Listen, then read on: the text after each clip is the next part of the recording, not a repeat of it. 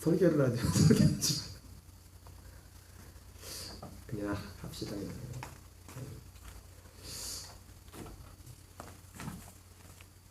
그냥 성경책 보시고요. 오늘 요한복음 15장 1절부터 11절까지 말씀을 중심으로 하도 요한이 전한 복음 62번째 그는 참 포도나무 우리는 그의 가지라는 제목으로 하나님 말씀 전하도록 하겠습니다.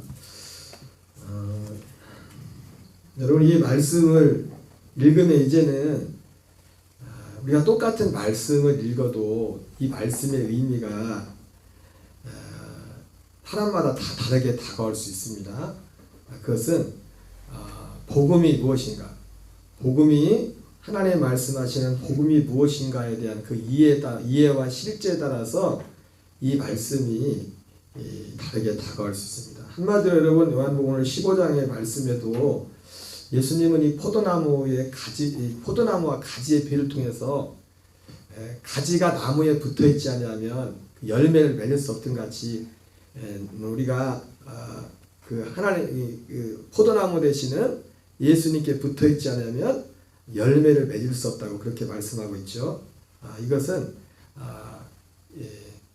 이 말씀의 의미가 마치 생명, 이 나무가 한 생명에 붙어 있어서 열매를 맺듯이 우리도 하나님이 우리에게 원하시는 열매는 바로 그 한 생명, 그리스도와 한 생명에 대해서 열매를 맺는 것입니다. 그런 말씀이에요. 우리가 이 말씀을 주구장창 이 말씀의 의미를 이 말씀을 모르는 사람이 어디 있겠습니까? 이 포도나무와 가지의 비유를. 그러나 이 예수님이 이렇게 비유로 말씀하실 때 그 핵심은 뭡니까? 한마디로 쉽게 말하면 오늘 요한복음 15장에 말씀하시는 이 15장 이 말씀의 포도나무와 가지의 비유는 갈라디아 2장 20절이 우리의 삶 속에 이루어지는 겁니다. 그 갈라디아 2장 20절이 다른 표현으로 하면은 내가 그리스도에서 함께 십자가에 못 박혀 죽었나니 그런즉 이제는 내가 산 것이 아니요 오직 내 안에 그리스도께서 사신 것이라는 말씀처럼 우리가 그리스도와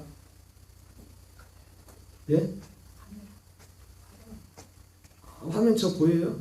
그럼 나중에 예? 저도 그렇게 하고 싶었어요. 왜요? 신경이 있어요. 글씨가 안 나오니까. 글씨가 안 나오니까.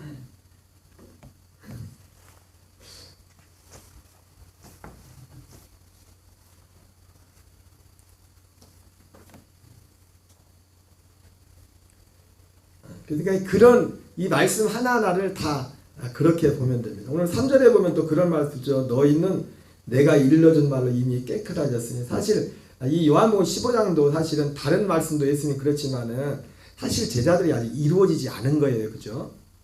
이 실제로 이 모든 이 복음의 말씀들은 제자들에게 언제 이루어집니까? 오순절부터 이루어지는 겁니다. 실제 생명이 연합하는 것은. 지금 다 생명이 연합하는 부분에 말씀하는 거거든요. 너희는 내가 일러준 말로 이미 깨끗해졌으니. 이것도 사실 제자들이 진짜 깨끗해지는 건 언제 깨끗해집니까? 언제 깨끗해져요? 오순절에 깨끗해지는 겁니다. 이 깨끗해진다는 것도 두 가지 측면이 있죠. 영원한 죄사함을 받는 부분이 있고, 깨끗해진다는 건 어떻게 깨끗해지는 거예요? 하나님의 아들의 생명과 연합한 그 생명이니까 생명 자체가 깨끗하잖아요. 응? 여러분이 죄인이에요? 하나님의 아들이에요? 우리는 지금까지 그런 걸 많이 배웠어요. 우리는 죄인이면서 의인이다. 이게 어떤 면에서는 우리가 이 십자가와 우리 삶을 놓고 볼 때 그런 것들을 많이 했지만 아니에요. 십자가 교리에서는 우리는 죄인이면서 의인이다 그런 말을 했지만 우리는 죄인이 아닙니다. 거듭난 자들은 하나님의 아들이에요. 하나님의 아들. 하나님의 아들이라고. 무엇으로 하나님의 아들이 됩니까? 하나님의 그 생명과 연합한 그 생명이 하나 되면 하나님의 아들이 되는 거예요. 하나님의 아들. 그 하나님의 아들이 되는 과정에서 오늘 예수님이 요한복음 15장 3절에 그러니까 이 말씀을 보면 너희는 내가 일러준 말로 이미 깨끗해졌으니 아직 깨끗해진 건 아닙니다. 여러분 우리가 깨끗해지는 건 뭐로 깨끗해져요? 주님이 주신 그 말씀으로 복음의 말씀으로 깨끗해지는 겁니다. 그걸 믿음으로. 그래서 그 베드로전서 1장 그 말씀 안에는 예수님의 죽으심의 부분이 복음이 다 포함되어 있죠. 그런데 그 복음을 믿는 믿음으로 말미암아 우리가 깨끗해지는 겁니다. 어떻게요? 예수님 옛사람은 죽고 둘째 사람이 새 생명을 얻음으로 그런 면으로 우리가 깨끗해지는 것이고 그리고 그 열매를 맺는다는 건 뭡니까?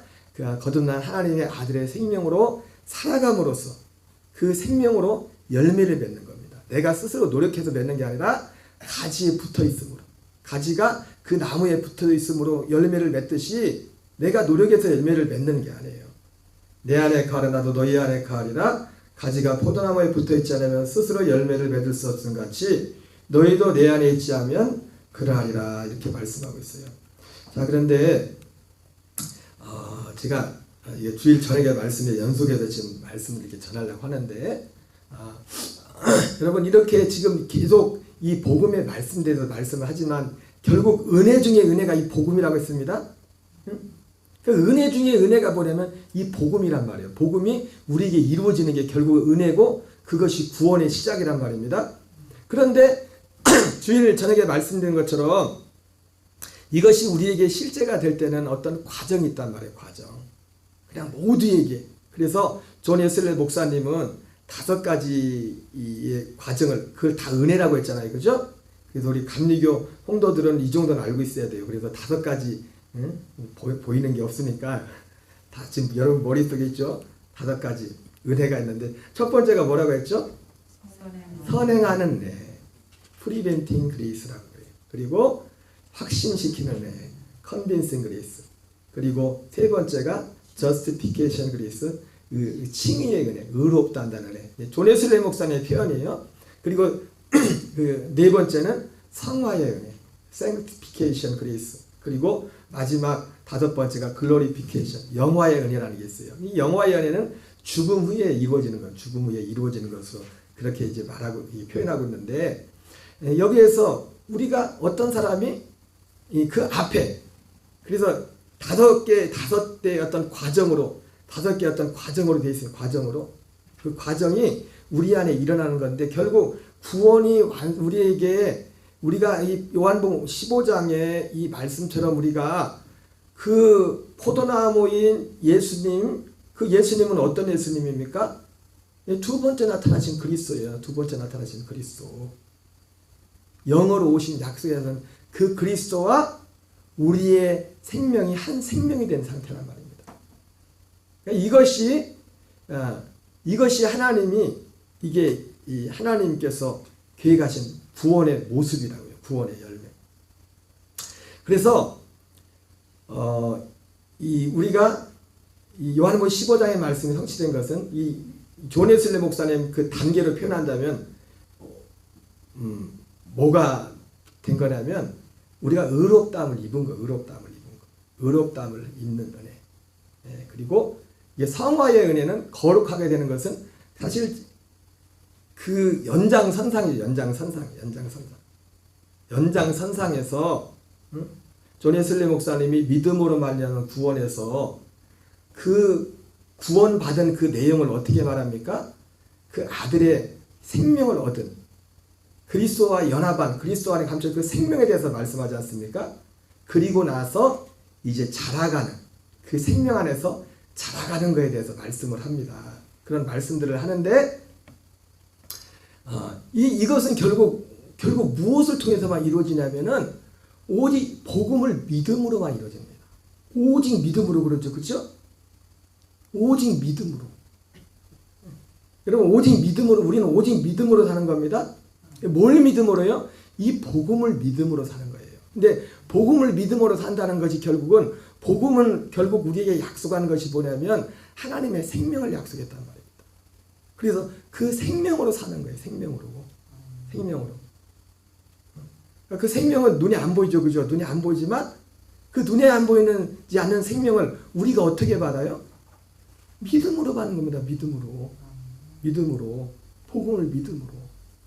그런데 이걸 은혜로 우리가 이 구원을 받는다고 하는데 이것이 어떤 사람의 복음을 전했을 때 바로 그것이 모든 사람의 복음이 생명에 들어가는 게 아니에요. 그 전에 어떤 은혜의 과정들이 있다는 겁니다. 은혜의 과정들이. 주일날 말씀드렸던 것처럼 안디옥 교회에 최초의 이방인 교회가 세웠잖아요. 그죠? 그리고 안디옥 교회에서 처음으로 이방인들이 그리스도인이라는 칭호를 받았단 말입니다. 근데 그 과정이 어떻게 칭호를 받았어요? 기억나시죠? 스데반의 환란으로 인해서 그 유대 그리스도인들이 100% 유대 그리스도인들입니다. 거기 이방인 그리스도인이 아무도 없었어요. 그때까지. 스데반의 집사님의 환란에 인하여 그리스도인들이 흩어지기 전까지 이방인 중에서 구원받은 사람은 아무도 없었어요. 그 하나님의 뜻은 어디에 있었습니까? 오직 성령이 너희에게 임하시면 너희가 권능을 받고 예루살렘과 온 유대와 사마리아 땅까지 이르러 증인들이라 말했단 말이에요. 근데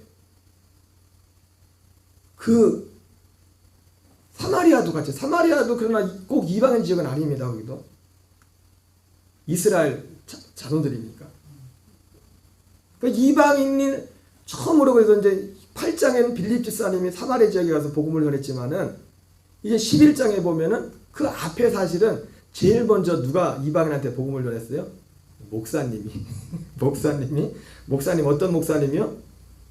베드로 목사님이. 이게 하나님도요 참 세심하게 그 질서를 무시하지 않습니다. 이방인. 그리고 보면은 그 빌립 집사님이 8장에서 막 전도했는데도 나중에 거기에 누굴 보냅니까? 사도들을 보내가지고 거기서 사도들이 이게 기도할 때 성령 받고 뭐 그런 일들이 일어나는데, 어쨌든 그래서 이제 안디옥까지 이제 스데반의 이제 환란으로 안디옥에까지 가게 됐는데 여러 지역을 복음을 전하는데, 근데 거기서도 유대인들한테만 복음을 전했단 말이에요. 터졌어. 근데 그 중에 어떤 사람들이 이방인들에게, 특별히 헬라인들한테도 복음을 전했는데 그들이 예수님께 돌아온 겁니다. 그래서 이 소식을 교회 본부에서, 총회에서, 요즘으로 말하면 총회에서, 우리 교단 본부에서 듣고서 감독 회장님이 우리로 치면은 이제 그 어떤 그 책임자를 파송했는데 거기 가서 좀 그거를 좀 알아보라고 파송했는데 보니까 그 파송된 사람이 바나바였단 말이에요. 바나바가 가서 뭘 봤어요? 그들의 은혜의 어떤 증거를 봤다. 은혜의 증거.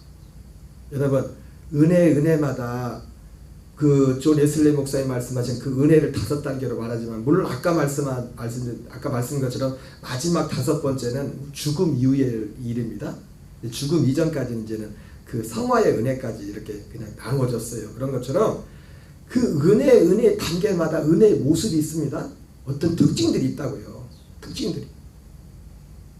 근데 존 웨슬리 목사님이, 그 바나바가 갔을 때 은혜의 증거, evidence of grace, 은혜의 어떤 증거, 그게 뭔지 모르지만 은혜의 증거를, 그 은혜를 보고서, 사람들한테 은혜를 보고서, 여러분 은혜가 있으면 그 사람 안에 있는 은혜가 어떤 은혜든지 그 은혜가 보입니다. 은혜가 보인단 말이에요. 그래서 그 은혜라는 것은 모든 것이 다 하나님께서 일하시는, 성령님이 일하시는 부분인데, 근데 모든 은혜의 열매는 뭐예요? 모든 은혜의 최종적인 열매는 뭐냐면 하나님의 아들의 생명이란 말이에요. 하나님의 아들의 생명을 얻게 하는 것, 그래서 그 생명으로 살게 하는 것, 이것이 모든 은혜의 마지막 목적이란 말이에요. 그리고 그 생명으로 살아야만, 그리고 그 생명으로 마지막 날 예수님과 같이 그 생명으로 부활을 하는 겁니다. 생명의 부활을 하는 거예요.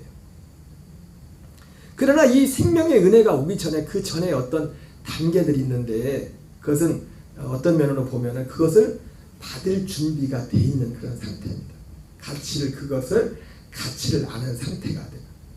그래서 은혜를 보고서 그 먼 거리지만은 스데반 집사님, 그 바나바가 사울을 데리고 와가지고 1년 동안 안디옥 교회에 와서 그 이방인들을 1년 동안 가르쳤다고 그렇게 말했어요. 아무에게나 가르친 게 아닙니다. 아무에게나 가르친 것이 아니라 누구한테요? 은혜의 증거가 있는 사람들한테. 그리고 억지로 가르친 것도 아니겠죠? 거기에 온 사람들을 뭐 억지로 왔겠어요? 억지로 와도 되는 게 아니에요. 이 복음은. 그래서 예수님도 이 복음을 전해서 이 복음을 거절한 사람은 잡질 않았어요. 잡아서 되는 게 아니거든. 본인이 원해야 되거든. 심지어 예수님은 뭐라고 했습니까? 원하여도 얻지 못하는 자가 있을 것이라 말씀해요. 여러분 복음은 정말 비싼 것입니다. 복음은 정말 비싼 거예요. 근데 어쨌든 우리가 이 그리스도의 복음에 여러분들은 요한복음 15장 말씀이 예수님은 포도나무의 나에는 가지라. 내가 예수님 그리스도에게 붙어있다. 이것을 딱 상상할 때 여러분 마음에 어떤 느낌입니까? 내가 그리스도와 연합한 것이 무엇인가에 대한 그런 마음과 그런 생각들이 여러분 안에 딱 옵니까? 응? 내가 예수님과 함께 죽고 내가 지금 그리스도와 함께 산다. 이것이 딱 느낌이 옵니까? 마음에? 눈만 깜빡깜빡하세요.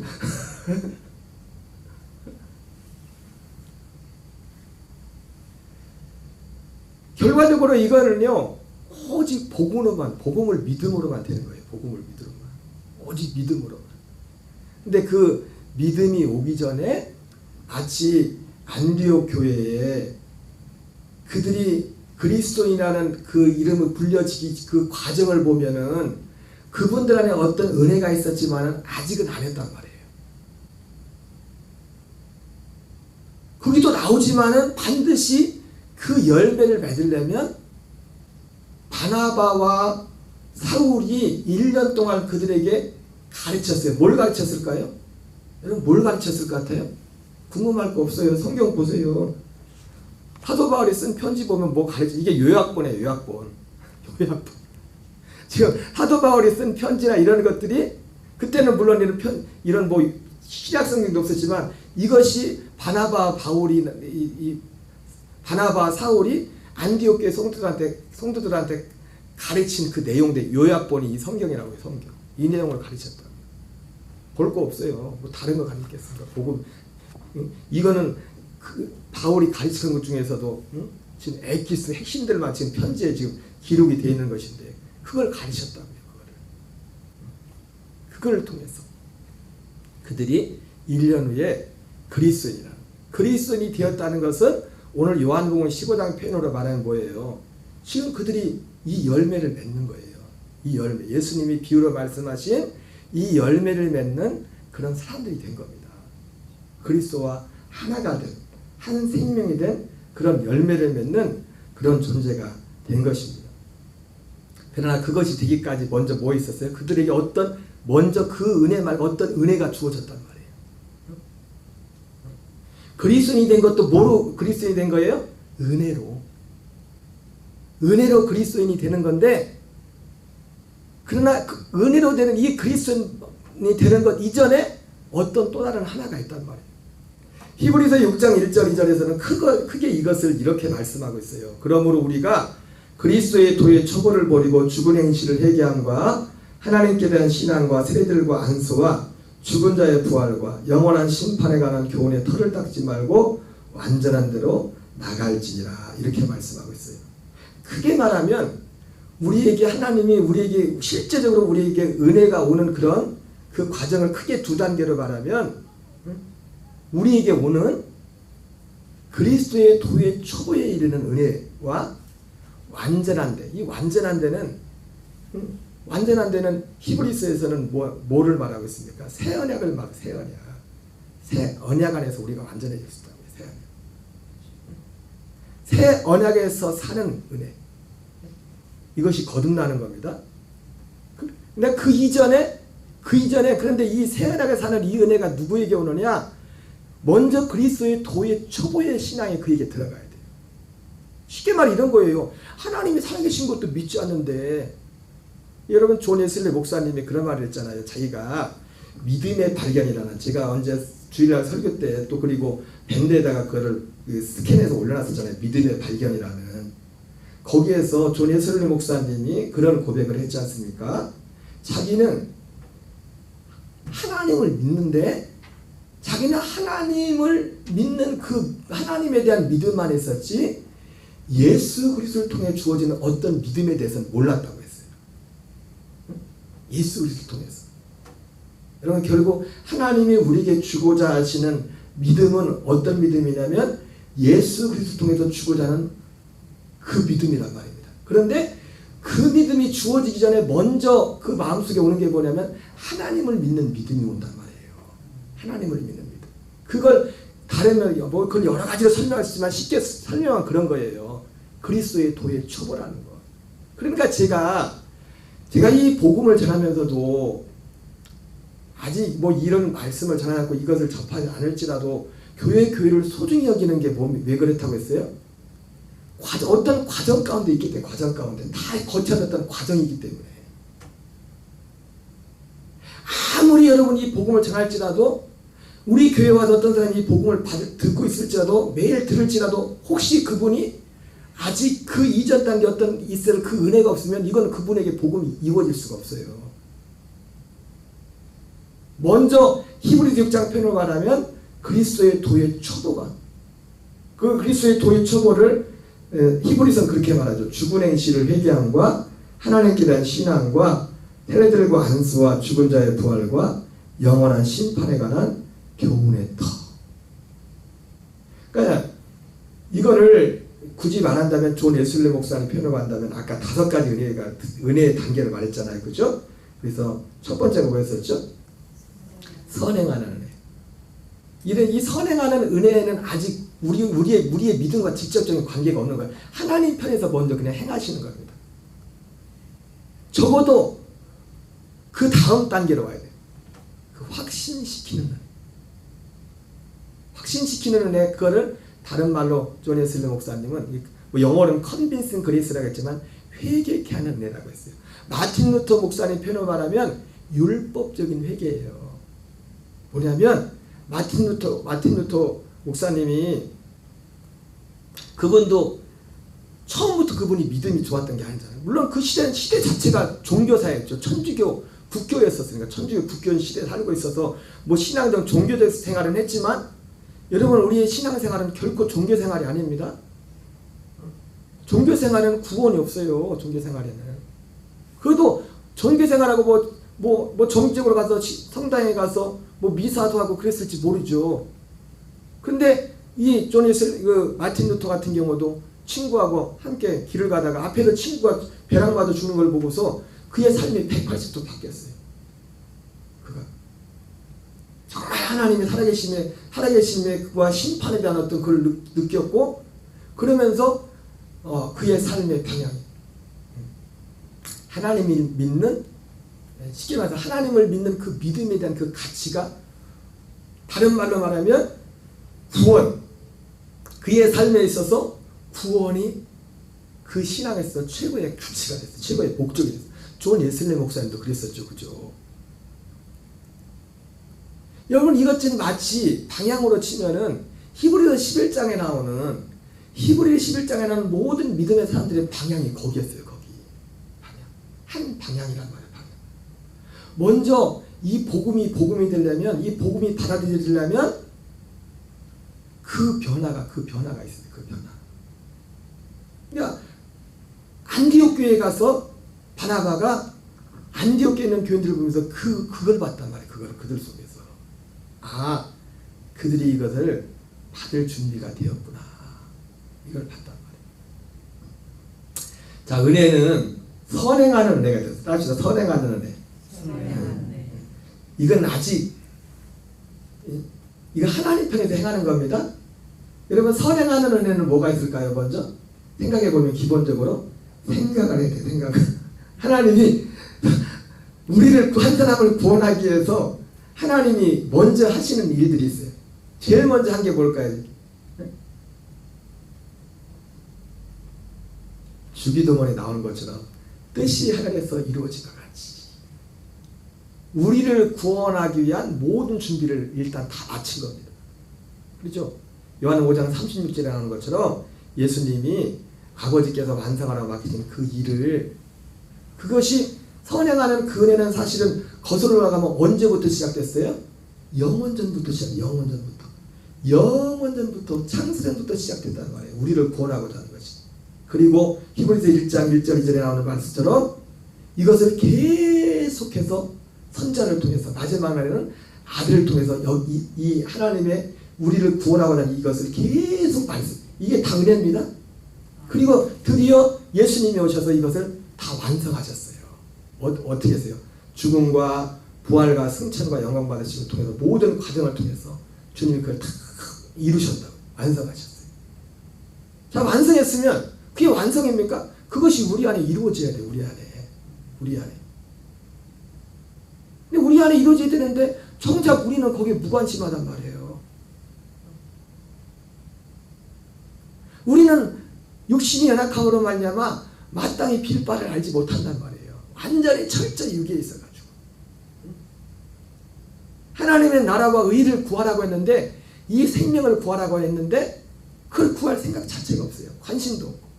그건 둘째치고 이것을 주시는 하나님에 대한 믿음도 없어요. 하나님의 존재에 대한. 그러면 제일 먼저 우리에게 있어야 될 게 뭐예요?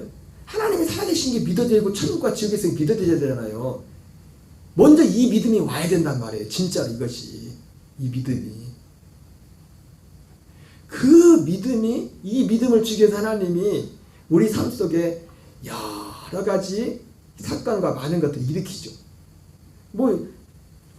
쉽게 말하면 이런 것들이 하나님이 우리를 구원하고자 하는 선행의 은혜입니다. 주님 오늘도 계속해서 이 일을 하고 계십니다. 그러나 문제는 뭡니까? 하나님 이 일을 계속 할지라도 사람들 편에서 존귀에 취하나 깨닫지 못하는 자는 멸망하는 짐승과 같다, 그렇게 말씀했던 것처럼 하나님이 그렇게 우리를 구원하시려고 그렇게 끊임없이 일하시고 계시지만 어떤 사람들은 거기에 전혀 무관하게 마지막 실제 우리에게 주시는 은혜 중에 은혜는 이 생명은 둘째 치고라도 하나님이란 존재에 대해서 심판에 대해서 오늘 히브리서 6장에 나오는 것처럼 죽은 행실을 회개함과 죽은 행실이 뭡니까? 로마서 1장 18절에 보면 불신자들의 죽은 행실의 모습이 나오지 않습니까? 하나님이 살아계심이 모든 만물에 분명히 알려졌나니 하나님이 계시지 않다는 겁니다. 하나님께 감사할 줄도 모르고 영광 돌릴 줄 모르고 오직 철저히 육신 속에만 딱 갇혀서 그 멸망의 그 심판의 길을 계속 간 사람이 하나님에 대한 눈이 뜬 겁니다. 영혼의 세계에 대한 눈이 뜬 거예요. 존 웨슬리 목사님 그랬던 것처럼 마틴 루터가 그랬던 것처럼 그래서 그 삶의 방향이 다 바뀌는 이런 과정이 뭐냐면 이 확신시키는 거예요. 이 히브리서 6장 표현으로 말하면 그리스도의 도의 초보의 신앙을 갖게 되는 겁니다. 죽은 행실을 회개함과 하나님께 대한 신앙과 세례들과 안수와 죽은 자의 부활과 영원한 심판에 관한 교훈, 이거를 그리스도의 도의 초보라고도 합니다. 초보라고. 여러분, 그러니까 어떤 사람이 정말 거듭났다고 했을 때는 기본적으로 뭐예요? 이런 믿음들이 속에 요즘 스마트폰이나 그런 거는 기본적으로 탑재가 되어 있는 겁니다. 아멘이 돼요? 어떤 사람이 거듭났다고 했을 때는요, 거듭남의 핵심은 뭡니까? 생명을 얻는 거잖아요. 그리스도와 한 생명이 되는 거잖아요. 그러나 그 이전에 그리스도와 한 생명이 되기 전에 먼저 어떤 사람이 거듭났다고 했을 때는 그 사람의 중심에 뭐가 먼저 오는 게 뭐냐면 이런 내용, 이런 믿음들이 먼저 온단 말이에요. 이런 믿음들이. 그러니까 존 웨슬리 목사님도 35세 때까지 그렇게 사는 겁니다. 기본적으로 그 믿음이 무가치인 게 아니에요. 제가 그러니까 하나님께서 주시는 모든 것들은 다 소중하다고 했잖아요. 아멘이십니까? 우리를 구원함에 있어서도 아무리 유치한 것처럼 보일지라도 하나님의 이름을 부르는 것 그 전차나도 그 하나는 그 단계에서 소중한 거예요. 궁극적으로는 하나님이 우리에게 그 단계가 소중한 이유는 뭡니까? 그 단계가 여기로 가는 과정이기 때문에 소중한 거예요. 그 과정이 있어야 되기 때문에. 그 과정. 그러나 이것이 이루어지지 않으면 우리 말에 나온 것처럼 가다가 시작이 반이다 그렇게 말하지만 가다가 그만두면 뭐라고요? 안에 가면 못 돌리죠. 그럼 안 되죠. 그러나 여기 이 안에 이 믿음에 이르기에 있어서 과정에 있어서 그렇기 때문에 모든 과정 하나하나가 다 소중한 거예요. 그래서 길거리 가서 그냥 예수님 믿으세요. 뭐 그런다고 그 사람이 당장 구원받지 못할지라도 이런 거 하나하나 이런 모든 과정을 통해서 한 사람이 주님 앞에 돌아오지 않습니까? 그래서 우리는 예수님의 목적하는 바는 이거지만은 그렇기 때문에 우리가 하는 모든 수고와 이런 것들이 그것 때문에 소중한 거예요. 우리가 가지고 있는 이 목적 때문에 목적.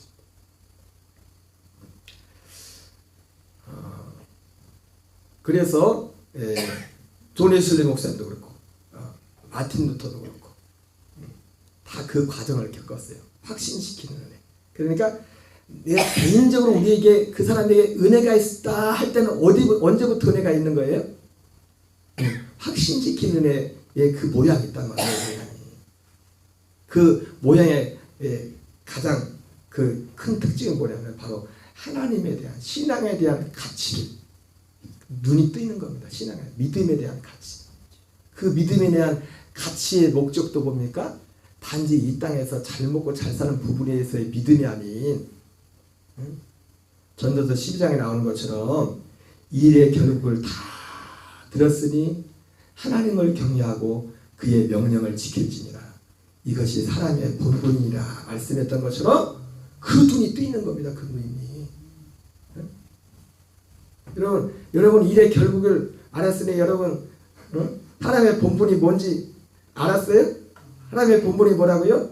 하나님을 경외하고 그의 명령을 지킬지어다.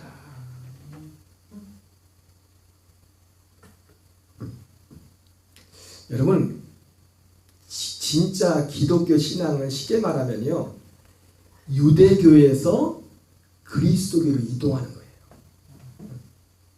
진짜 유대교인들은 뭘 믿었어요? 진짜 유대교인들이 그리스도의 도의 초보의 신앙을 가지고 있었다고요. 진짜 유대인들이 누굽니까? 히브리서 11장에 나오는 사람들이거든요. 진짜 유대인들이. 그러나 약속된 것이 아직 오지 못했단 말이에요. 다만 그분들이 그러니까 어떤 사람이 거듭난다고 했을 때는 반드시 아까 말했던 것처럼 이런 기본적인 어떤 요소들이 그 안에 이미 탑재되어 있어요. 그래야 그 사람에게 이 복음이 들어간단 말이에요. 그리고 그 사람이 이 복음을 원하고 이 진리를 원하고. 그래서 존 웨슬리 목사님도 그렇게 은혜에 대해서 말씀하면서 확신시키는 은혜. 그 다음에 칭의의 은혜. 칭의의 은혜는 뭡니까? 다만 하나님만 믿어서는 안 되죠. 하나님을 믿는 그 믿음 위에 그리스도를 통하여 우리에게 주시는 그 믿음. 예수 그리스도 통해서 우리에게 주시는 그 믿음. 그것이 결국은 복음이잖아요. 복음이잖아요.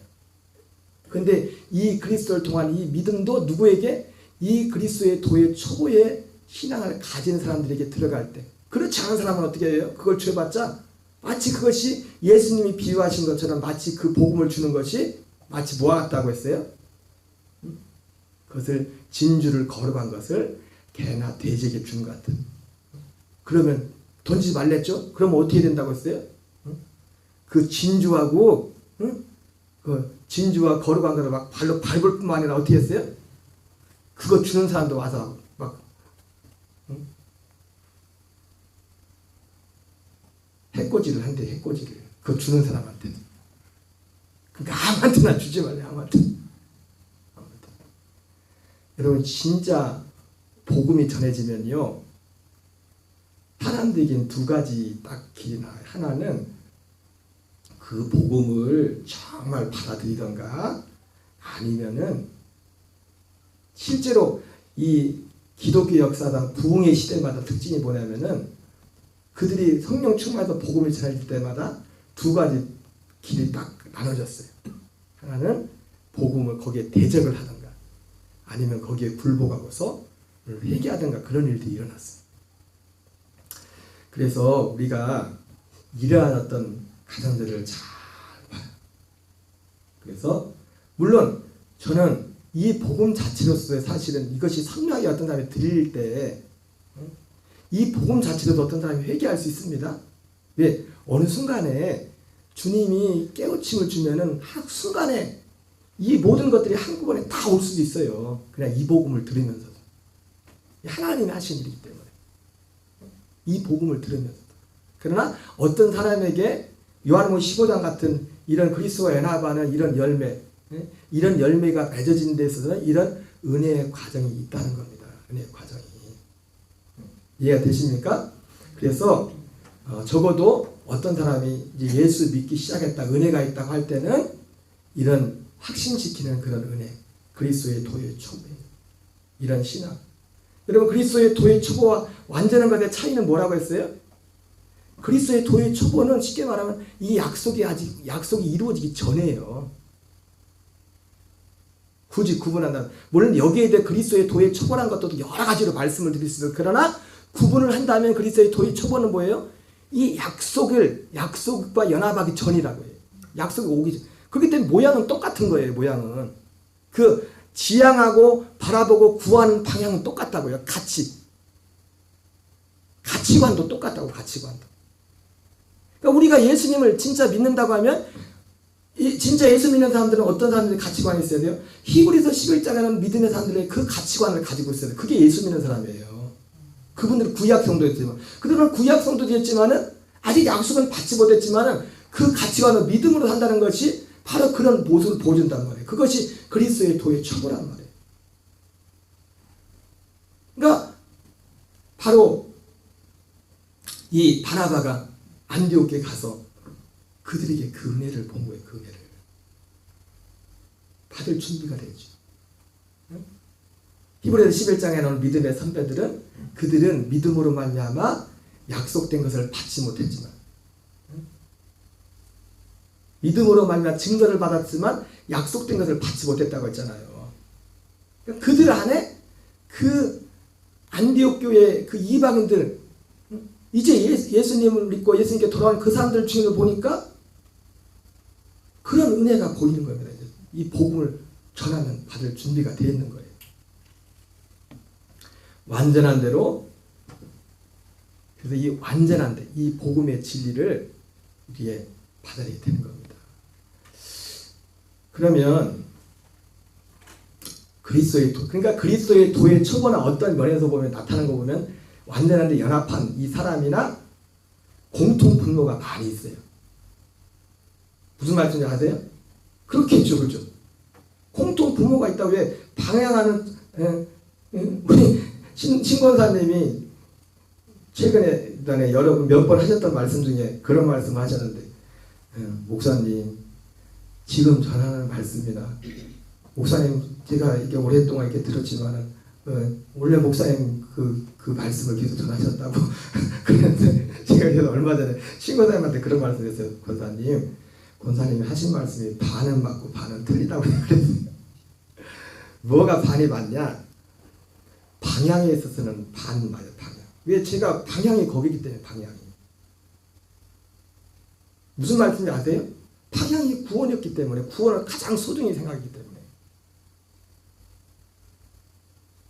그런데 이 진리의 부분에 있어서는, 구원받은 이 도리에 있어서는, 하나님의 약속에 대해서는 그전에는 이렇게 선명하게 알지 못했죠. 선명하게. 그래서 그리스도의 도의 초보나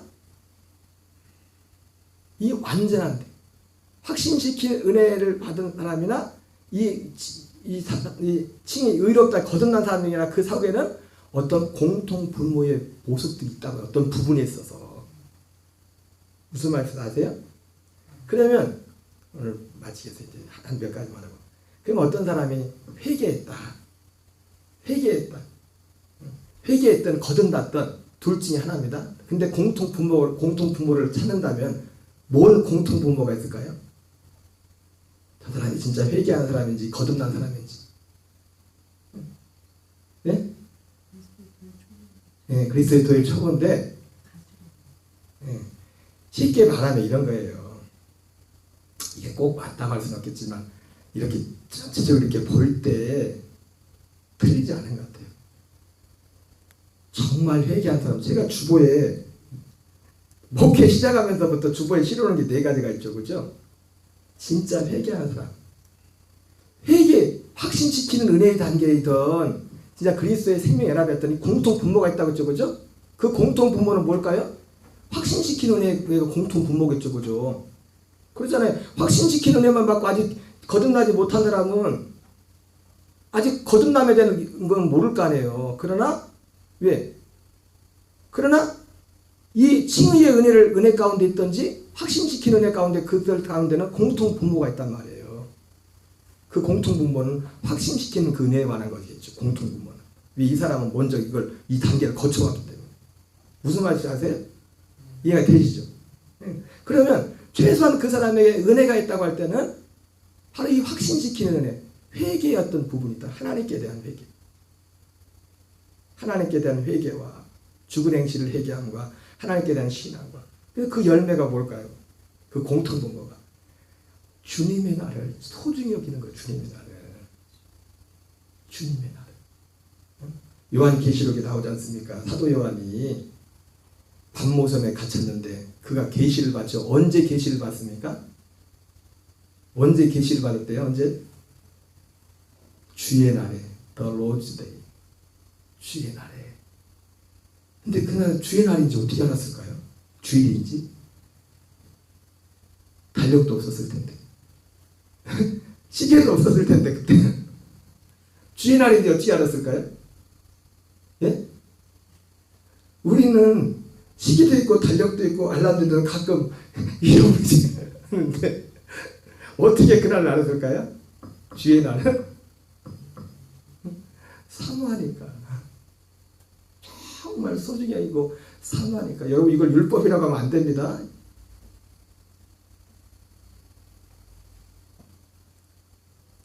그리고 여러분 이 확신시키는 은혜 회개한 사람의 열매 이거 율법이 아니에요. 주님의 날에 대한 태도를 보면 됩니다. 주의 날에 대한 태도. 그리고 두 번째는 뭐예요? 주보에 나와 있죠. 뭐예요? 두 번째는? 네? 11조. 11조는 율법 아닙니다. 율법 이전에 있었던 게 두 가지가 있어요. 그게 뭐예요? 복음과 11조예요. 그리고 히브리서 7장에서 여러분 11조의 의미에 대해서 11조를 뭐래 여기 보이는 건 다 11조를 드리니까 11조를 왜 드리냐면 11조의 진짜 의미는 뭐래? 이 복음 때문에 드리는 겁니다. 히브리서에서 멜기세덱이 7장 1절 2절에 나오잖아요. 아브라함이 왜 11조를 드렸는지. 멜기세덱이 아브라함에게 복을 빌어줬잖아요. 복. 결국 멜기세덱이 아브라함이 준 그 복은 뭐예요? 결국은 이 약속이란 말이에요. 약속이 중심이란 말이에요. 이 복음이 이루어지는 것. 그래서 갈라디아 3장 8절 9절에 나온 것처럼 하나님 성경이 먼저 아브라함을 이방이 복을 받을 걸 먼저 알고 아브라함에게 통해서 복음을 전했댔잖아요. 그래서 이방이 아브라함으로 하여 복을 받기 위해서 이방이 복을 받는 게 뭡니까? 아브라함을 통해서 전해진 그 복음이 그 사람에게 이루어지는 게 복이에요. 아브라함도 마찬가지고. 복이 그거라고. 그 복이 뭡니까? 생명으로 거듭나는 거죠. 그 약속에 대해서. 아브라함도 누가 시켰어요? 그 약속에 대해서 복비를 받고 그가 그의 것에 10의 1을 하나 드렸다고 거예요. 그 믿음의 고백으로. 그리고 10의 1을 드리는 모든 목적도 결국 이 복음 때문에 10의 1을 드리는 겁니다. 말라기 3장에 나온 말씀도 그래요. 말라기 3장도 왜 11을 드렸어요? 네 집에 양식이 있도록 하는 양식. 이 양식이 단지 육신의 양식이 아니에요. 일용할 양식, 예수님이 말씀하신 일용할 양식이 육신의 양식이에요? 이 생명은 양식이잖아요.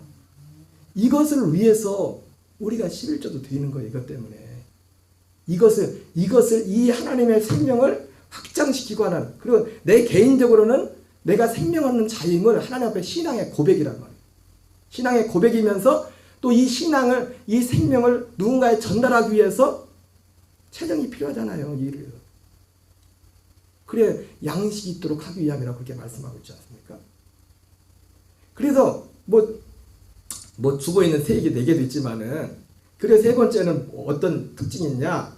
확신시키는 걸 받은 사람은 어떤 진리를 구원이 목적이기 때문에, 목적지가 이 땅의 어떤 번영 그것이 목적이 아니라, 여러분 예수 믿는 사람들이 번영하는 거 죄 아닙니다. 될 수 있으면 잘 사세요. 근데 아브라함도 부자였잖아요. 근데 아브라함은 거기에 뭐 많이 가진 것에 그렇게 체념한 거기에 마음에 관심이 별로 없었어요. 부자였지만 아브라함의 약속은 여기 우리 약속이 우리의 마음이 어디 있는지를 주님이 아시지. 그리고 세 번째는 뭡니까? 이 회개한 사람들의 특징이 뭐냐면 진리를 향한 어떤 마음이 있어요. 구원의 도리를 말씀해야 돼요. 그래서 사도행전 8장에 에디오피아 내시와 같이 이사야 말씀 읽고, 그리고 무화과나무에서 내가 무화과나무에 있을 때 봤다고 했던 나다나엘처럼 진리에 대한, 그래서 어떤 그런 마음들이 있다.